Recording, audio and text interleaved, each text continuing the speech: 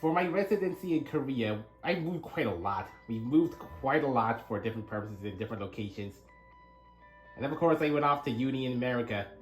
Then I'm finally back here, and then I am very grateful for my friends and relatives who are able to provide, and I finally have my own living space, my own house. And so this is the culmination of moving out all my stuff and then my American stuff. And now I finally have my own collection room. It's a pretty small collection. I finally took several weeks to clear it all out and sort it out exactly how I wanted it. So without further ado, my current collection room and my collection tour. Yeah, this is I lined up all the walls. We've lined up all the walls, emptied up all the bookshelves from that old home. Yeah, so right up front is my loose collection. Yeah, these are the new condition Tobots I collected and kept in new condition. Nice stickery collection here. Oh, this Tobot kit was used, but this is pretty new. And then Tobot Zero. When is he gonna get a new toy in the reboot? Yeah, I just moved some of the Chinese Tobots here, and then these are my childhood toys. I came here when I first came into Korea. Some Delta Train stuff. They're slightly bane condition, but still held on to them, and I rescued this Rescue Force airport from the trash, and a little drive hit just for scale.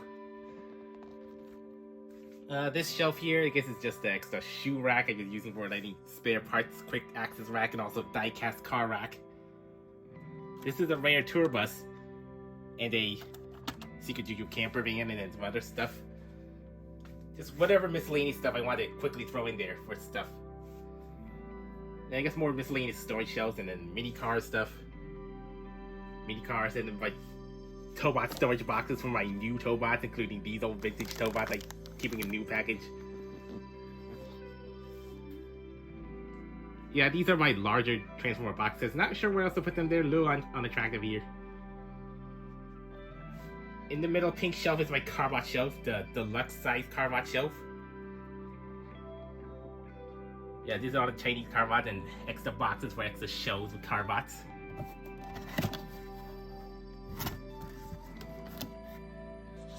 Yeah, these are medium scale Carbots, and they are loose Carbots here. Then the green ones, the general Transformer shelf, some more buses I collected, and whatever miscellaneous Transformers I don't know have any good space for it right now at the moment.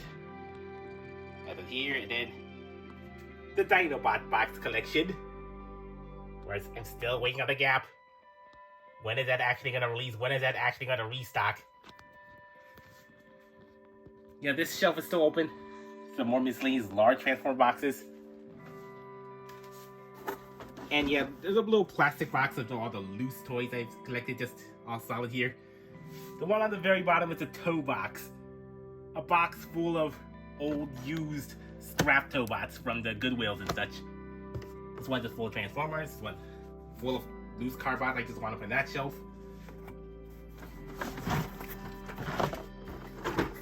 Yeah, so Generation Select box. The entirety of 1984. Little gears here. Still have to get a wood charger. And yeah, this is the bulk of my Transformers collection. Just categorizing all the Generation Selects boxes, and there's only the labels I put on here just to classify them, and also the box that goes just. You know, most Transformer collectors just default to displaying as many robots as I can, but I'm just very compartmentalized collector.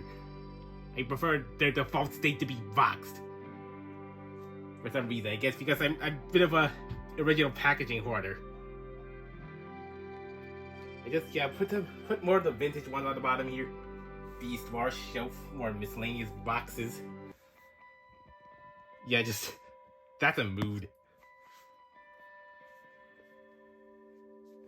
Yeah, this is how I use all of them. All the Nemesis Primes in this box. Various shelf ones. And then, yeah, just more miscellaneous here, and this is where I start stacking my original box Tobots. Most of the minis I'm still have to get some of the remaining season 3 ones, but otherwise this is the dedicated shelf for that, and then the larger Tobot V boxes. Some original Tobot boxed ones. I mean, this variant is rare, but this is an especially rare variant. That's a 2-pack with the pilot figure. Super 10, I mean, if I'm gonna keep the boxes like this, I don't know if I want to collect all of the Super 10. Those are pretty big boxes. Some more miscellaneous Tobot V stuff I put in here, like these die casting and then the new current Tobot stuff. I could reduce some of the packaging here, and then the mini Tobots and miscellaneous Tobots. Yeah, this is a very collectible, and also these die-cast cars, which I got 3 out of 4 of. I didn't bother to get the Shield-On ones, so I only have like 2 of these, so I want a die-cast Shield-On Max. These have all of the mixed exchange here. I put in here. Small Carbot box shelf. A box full of like 4 of the compacts, the Unity series, and then these odd die-cast car series. I actually found a Korean listing for these, so I can finally get all 4 of these. Miscellaneous Young Toy stuff I just put off on the corner here. Full Geomecha. These small Metallian stuff. Then I compacted some of the packaging into like these boxes, so this box has all 4 of the Dino Carbots, and then this box has knockoffs. This has the knockoff Dino Carbots. Also same here, all 4 of the Beast Carbots in this one box, this one big box.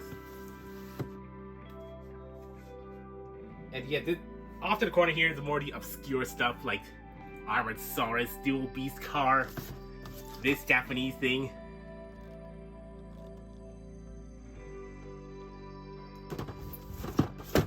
And then also this Takara Tomy thing. Battle set, some sort of Dino Tail Battlers. Space Deleters. Space Deleters are like these buildable figures. One Jurex here. I only collected 1 of these, and these are super rare now in box. And then over here, this is my free space, I guess, for any impending collection I might stack up here. Several small boxes with several small toys here, and then die-cast cars. This is also my childhood Delta Train thing. This has yellowed a lot. This has really yellowed. And at the time, I also got some new in-box things. There's a toy mini brand I just impulsively bought from Walmart for like 15. Still have to assemble that and buy the instructions. More box here. Then over on this side of the wall, I think this will be the main highlight. My entire box collection of Tobot and Carbot. So over on this side is just a nice library of the box Tobot V. Most of the seasons. Just leaving a few gaps for the missing ones here. And then also these 3. The bigger boxes on the top. Various Tobot boxes. I think this is the main highlight. Nice Carbot shells. I just put as many Carbot stuff in here. This box is full of Pentastorms. And the Road Savers and the Patroness. All the various toy versions of Ace. You see, like, licensed, unlicensed, facelifted. This is the most valuable thing in my collection. The standard Santa Fe Ace, all 3 in boxes, the original boxes. Still wish I got that first box, just Carbot Santa Fe, but I missed it. For squeaks. I guess a good display of the original Carbots I had out here, and I just collected the boxes in various places. There we go, box collector. And yeah, 1 for Dandy, and then all of the Dandy variants in this big box. And this is just mostly kept in box as a collectible thing. New and sealed, unstickered. Rare, multi-pack. All 3 skies of this orange sky in this one box, and then facelift here, and then various artisan boards. Then the more season 3 stuff I put down here, and then some more current boxes here. All three of the cruisers, and all the Pentastorm members in this one box. And then all of the Hyperbillion members in this one box. All of these boxes are single pack. This Mega Bolts box is ridiculously big because he's a wide boy. That was iron, and I do, because those are pretty big boxes. When when all these are alt loads, they would only take like a third of the packaging, so I did reduce some of them. This is 3 in 1 box. This is like 3 in 1 box. Yeah, I'm very grateful that my family was able to arrange this place for me to live on my own, and then finally a good resting place for all my collections. So I guess we kind of still on a hard rule here that anything that can't fit in these shelves will have to be sold off. So that's a bit of a thing to think about, being the banes of materialism. The banes of materialism for a little guy like me, just being so fascinated by this, and then eventually becoming a little too hoardy even with the packaging. Because most people don't care about the packaging, but I care about packaging, but maybe a little too detrimentally, because even the tiny little filler stuff I would try to hoard as long as possible. So maybe it's some introspective to think about. Just think about what do you really need. That's a personal hoarding thing. Then why do I still hold on to these if I don't want to play with them and just not going to display them much?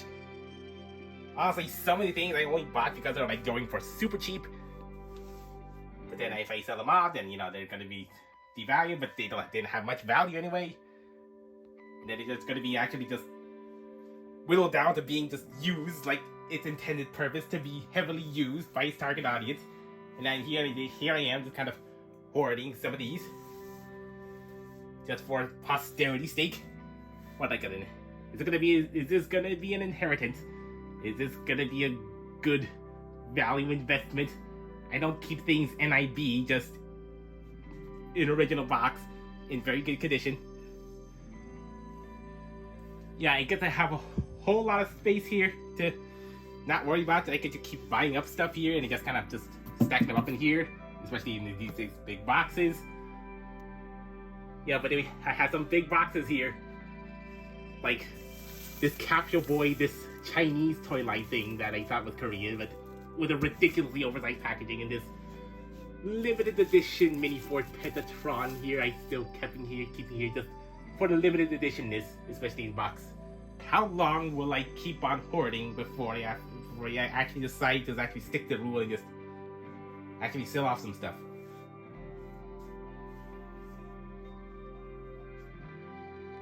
I'll reduce the boxes before I sell off any stuff. Yeah, but it's the struggle of the collector to how far you will descend into materialism just because you really want it, and if you don't get it now, you might not get it again at a good price, or maybe not ever, because they're just maybe so obscure or just super expensive. Oh yeah, so ranting aside, this is going to be my main studio area, where I'm going to be recording here, with a new minty green backdrop. I decided on minty green, the same glossy type of material on my last backdrop, my yellow one. I thought it would be a good bright color, like, honestly, like the little more kid appeal videos. This is going to be the glossy type, so I think this is going to get attracted to dust. This is going to attract a lot of dust. So I'm going to have to clean that, but let me know you think this minty green is going to work, this shiny minty green.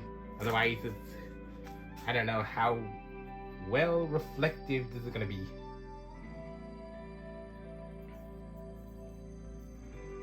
Yeah, this is going to be the reflective type, so I'm going to keep sticking with this unless I can find a better material. This costs like $15. I spend a lot of stuff. And then the side table for my other working stuff, I guess for editing and such. I'm probably going to do stop motion all on this one table, just one big chroma screen back here, then maybe off to the side, and just I'll see what sort of stories I can make with all of these toys. I just plan to make good stories with these toys, all in this one little tiny little space. The stop motion studio I'm really planning. I might have bigger visions. And a good justification for collecting different variants of both Korean toys. You may have seen I've posted photos of my own Lego creations, so where's all my Lego? Well, I was able to make my Lego a business, a local Lego rental. Just, kids can borrow my Lego sets and build them in the hourly rates. There's actually a pretty common thing to have Lego rentals locally all over in Korea. You may have seen some Lego rental delivery services in the West, although some of them do come and go pretty quickly. Yeah, so I was just really obsessed with Lego, just ridiculously obsessed with Lego before some sort of dispute redirected all of that into a big obsession with Transformers, which came right at the time that Korea started making all their own Transformers. So that's what happened here. That's why I have collected all of this stuff. Now that I open that business back up, so I do some Lego. I do part-time Lego, some part-time robots, some part-time graphic design for a publishing company. I'm living a pretty good life, and I'm really grateful for it. But I hope this leads to something bigger and greater for a better purpose. Yeah, so thank you for listening to my talk and just seeing what all the sorts of things I've hoarded over the years. So I'll be resuming my video reviews next week. Just gonna be starting off with some of the backlog stuff before I go into getting any new stuff. I might do a return and release format for the newer toys, since I don't have a certain need to hold on to them as soon as I review them. Yeah, so until next time, signing off.